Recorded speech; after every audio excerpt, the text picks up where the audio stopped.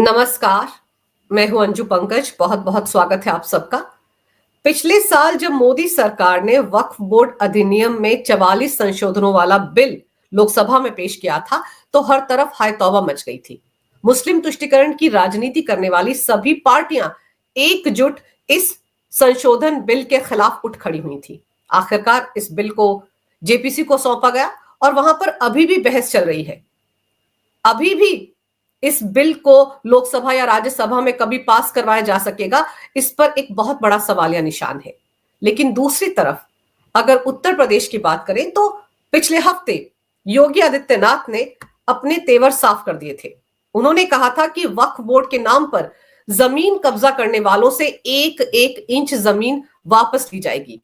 ये समझना मुश्किल है कि ये वक्फ बोर्ड है या भू माफिया का बोर्ड।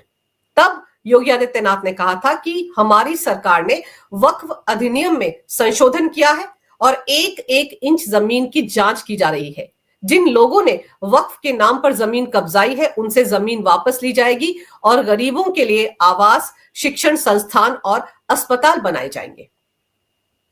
और इसी के साथ संभल का ट्रेलर हम सब देख चुके हैं।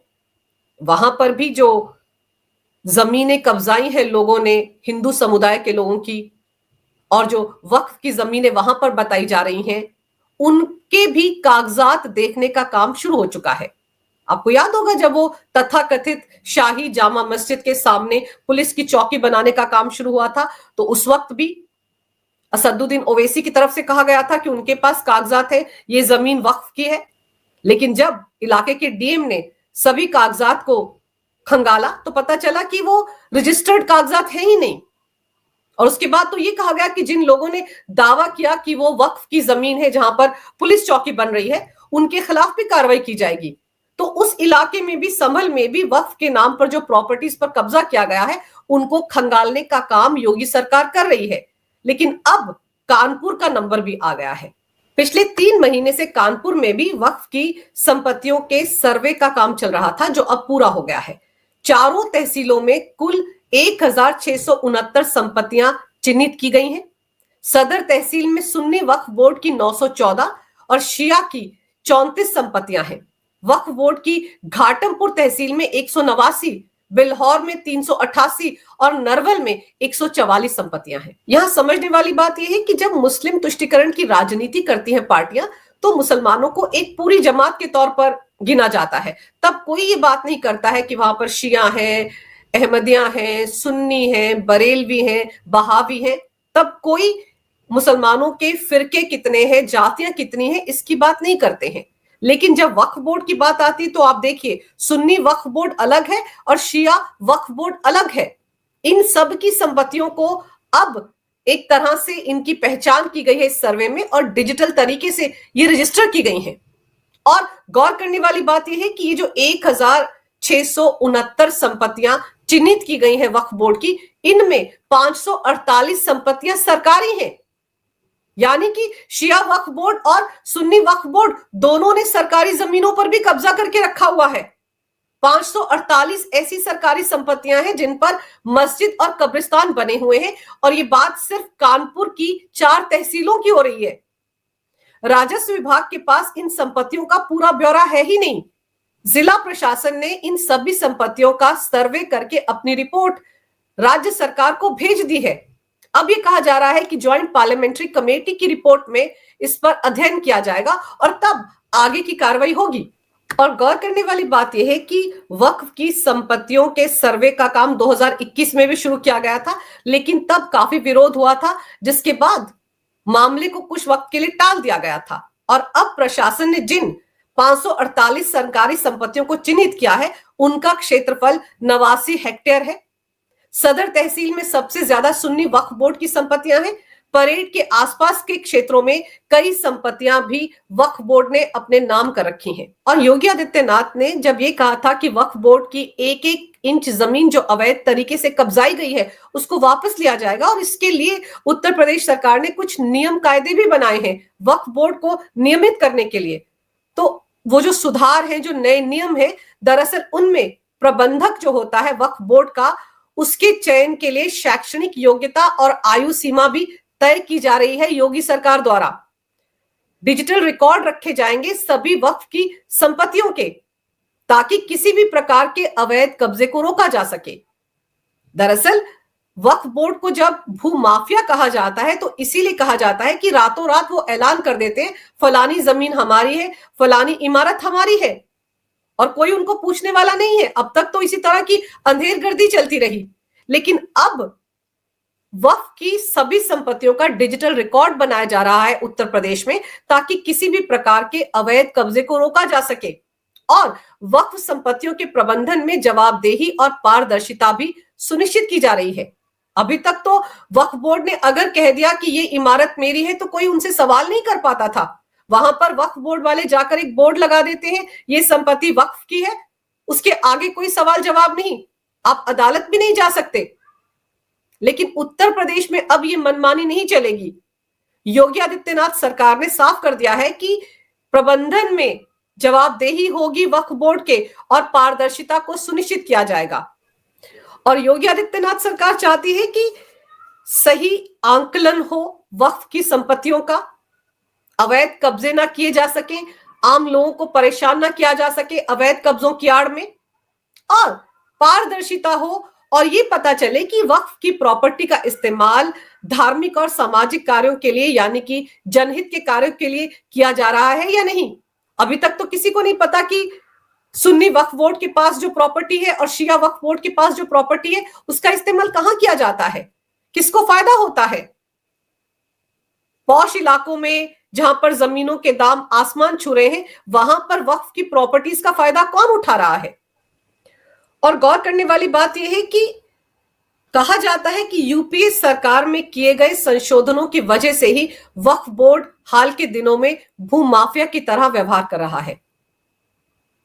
2004 से लेकर 2014 तक यूपीए 1 और यूपीए 2 के दौरान बहुत सारे संशोधन वक्फ बोर्ड के फायदे के लिए किए गए, जिसमें निजी संपत्ति से लेकर सरकारी भूमि तक और मंदिर की भूमि से लेकर गुरुद्वारों तक की संपत्ति पर वक्फ बोर्ड कब्जा कर रहा है। मूल रूप से वक्फ के पास पूरे भारत में लगभग 52,000 संपत्तियां थीं। 2009 तक 4 लाख एकड़ में फैली 3 लाख पंजीकृत वक्फ संपत्तियां थी, लेकिन पिछले 15 साल में ये दुगनी हो गई। तो दुगनी कैसे हो गई? जमीन तो वही है, यानी कि अवैध तरीके से कब्जा किया गया वक्फ बोर्ड की तरफ से, क्योंकि अब वो भू माफिया की तरह काम कर रहा था, इसीलिए 15 साल में उनकी जमीन दुगनी हो गई। और आज के वक्त में देखा जाए तो वक्फ बोर्ड के पास करीब 9,40,000 एकड़ में फैली करीब 8,72,321 अचल संपत्तियां हैं। चल संपत्ति 16,713 है, जिनकी अनुमानित कीमत 1.2 लाख करोड़ रुपए बताई जाती है। ये संपत्तियां विभिन्न राज्य वक्फ बोर्डों द्वारा कंट्रोल की जाती हैं। वो इनको किसके लिए इस्तेमाल करते हैं, क्या फायदा उठाते हैं, ये तो वही जाने, क्योंकि उनकी कोई जवाबदेही नहीं है। तो उत्तर प्रदेश में वक्फ बोर्ड की जवाबदेही तय की जा रही है योगी सरकार द्वारा, इसीलिए खलबली मची हुई है, इसीलिए शोर मचा हुआ है। आपको ये जानकर हैरानी होगी कि सितंबर 2024 के ये आंकड़े हैं, जिसके हिसाब से वक्फ बोर्ड के पास भारत में 8.7 लाख संपत्तियां हैं। इन संपत्तियों का अनुमानित मूल्य 1.2 लाख करोड़ रुपए था। और सबसे ज्यादा चौंकाने वाली बात यह है कि वक्फ बोर्ड के पास देश में सबसे ज्यादा संपत्ति उत्तर प्रदेश में है। उत्तर प्रदेश के बाद पश्चिम बंगाल का नंबर आता है और तीसरे नंबर पर पंजाब है। यूपी में सुन्नी बोर्ड के पास कुल 2,10,239 संपत्तियां हैं, जबकि शिया बोर्ड के पास 15,386 संपत्तियां हैं। आप सोचिए, वक्फ बोर्ड के पास उत्तर प्रदेश में सबसे ज्यादा संपत्ति है और अब उसी संपत्ति पर कुठाराघात होने वाला है। और कानपुर में ये जो सर्वेक्षण का काम पूरा किया गया है, दरअसल योगी सरकार चाहती है कि कानपुर में वक्फ की संपत्तियों के सर्वेक्षण का डेटा अन्य जिलों के लिए भी एक मिसाल बने। ये कदम ना सिर्फ धार्मिक स्थलों की सुरक्षा करेगा, बल्कि समाज के हित में इनका उपयोग हो, इसे भी सुनिश्चित किया जाएगा। वक्फ संपत्तियों की पारदर्शी व्यवस्था से न केवल अवैध कब्जों को रोका जा सकेगा, बल्कि समाज को इसका फायदा भी होगा। क्योंकि अब जब पारदर्शी तरीके से रजिस्टर्ड होंगी ये सारी संपत्तियां, तो सबको पता रहेगा वक्फ बोर्ड के पास कितनी संपत्ति है। रातों रात ही कहीं और जाकर उसका कब्जा करके अपने नाम नहीं कर पाएंगे। जो धांधली चली आ रही है पिछले 70-75 सालों से, उस पर लगाम लगेगी। आप समझ सकते हैं कि सुन्नी वक्फ बोर्ड हो या शिया वक्फ बोर्ड हो, हर तरफ अफरा तफरी मच गई। उसके बाद से उनको लगने लगा है कि करोड़ों की जमीनें जो उनके कब्जे में थी, जिनसे वो फायदा उठा रहे थे, कहां तो बात ये थी कि वक्फ बोर्ड के जरिए पूरे समुदाय के लोगों को फायदा होगा। और अगर सच में करोड़ों की अरबों की जमीन के मालिक हैं ये वक्फ बोर्ड, तब तो मुस्लिम समुदाय के लोगों को बहुत प्रोग्रेसिव होना चाहिए था। लेकिन सच्चर कमेटी की रिपोर्ट क्या कहती है कि देश में मुस्लिम समुदाय के लोगों की हालत दलितों से भी बदतर है, जबकि उसी मुस्लिम समुदाय के वक्फ बोर्ड्स के पास अरबों की जमीन है। उत्तर प्रदेश में सबसे ज्यादा प्रॉपर्टीज है। संभल का ट्रेलर हम सब देख चुके हैं।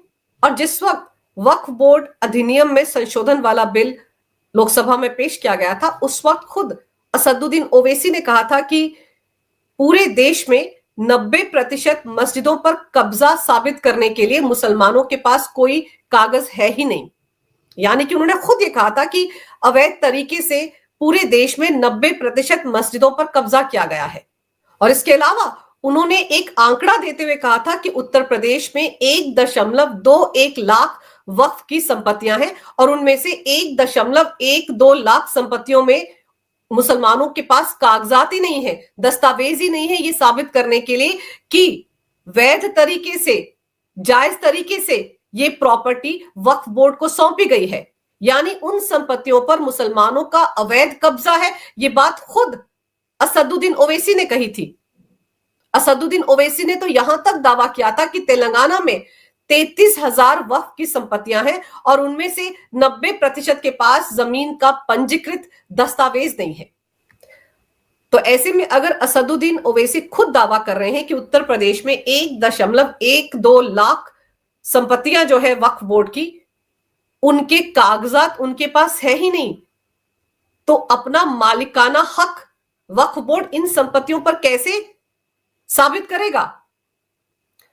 योगी आदित्यनाथ यही तो साबित करना चाह रहे हैं पारदर्शी तरीके से कि जो संपत्तियां वक्फ बोर्ड के पास हैं, चाहे वो सुन्नी वक्फ बोर्ड या शिया वक्फ बोर्ड हो, ये संपत्तियां जायज तरीके से क्या उनकी है भी या नहीं।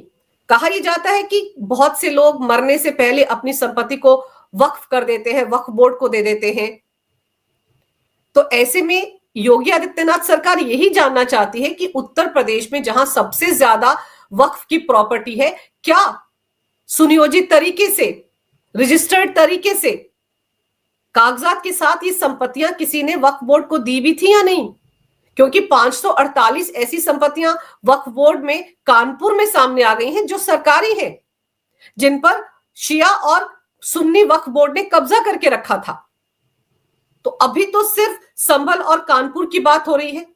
अभी तो पूरे प्रदेश में जब वक्फ की संपत्तियों को खंगालने का काम शुरू होगा तो उस जमात को मिर्ची लगनी शुरू हो जाएगी जिन्होंने सालों से अवैध तरीके से इन प्रॉपर्टीज को अपने नाम कर रखा है।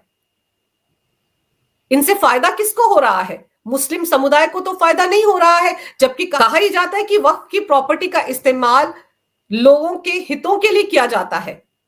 तो ऐसे में ये जो शिया वक्फ बोर्ड के पास प्रॉपर्टी है, सुन्नी वक्फ बोर्ड के पास प्रॉपर्टी है, इसका इस्तेमाल कहां किया जा रहा है? और योगी आदित्यनाथ तो पहले ही कह चुके हैं कि अवैध तरीके से कब्जाई गई एक एक इंच जमीन वक्फ बोर्ड से वापस ली जाएगी। और ऐसे में वक्फ बोर्ड्स के सामने, चाहे वो शिया हो या सुन्नी हो, उनके सामने सबसे बड़ी चुनौती ये है कि वो अपनी जमीन के मालिकाना कागज दिखाने के लिए अब मजबूर हो जाएंगे। अपनी जमीन को क्लेम करने के लिए उनको कागज दिखाने पड़ेंगे और जो नियम कायदे तय किए गए हैं योगी सरकार द्वारा, उनके हिसाब से काम करना पड़ेगा। तो कहने का मतलब यह है कि बहुत जल्दी वक्फ बोर्ड जो भूमाफिया के तौर पर काम कर रहे हैं, संभल हो या कानपुर हो या बाकी इलाके हो उत्तर प्रदेश के, उनका नंबर भी लगने वाला है। क्योंकि बहुत जल्द उन इलाकों में भी इसी तरह का सर्वे होगा।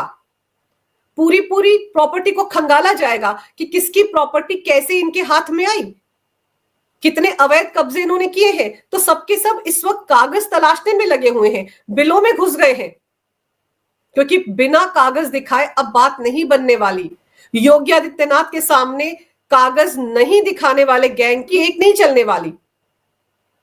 बहुत जल्द उनके इर्द गिर्द योगी सरकार का शिकंजा कसने वाला है। अभी तो ये शुरुआत है, आगे आगे देखिए होता है क्या। अगर आपको ये वीडियो अच्छा लगे तो कृपया इसे लाइक करें, शेयर करें। अगर आप पहली बार मेरे चैनल पर आए हैं तो कृपया मेरे चैनल को सब्सक्राइब करना ना भूलें। मेरे चैनल को अपना पूरा समर्थन दें। ये वीडियो देखने के लिए बहुत बहुत धन्यवाद। नमस्कार। भारत माता की जय हो। वंदे मातरम और जय श्री राम।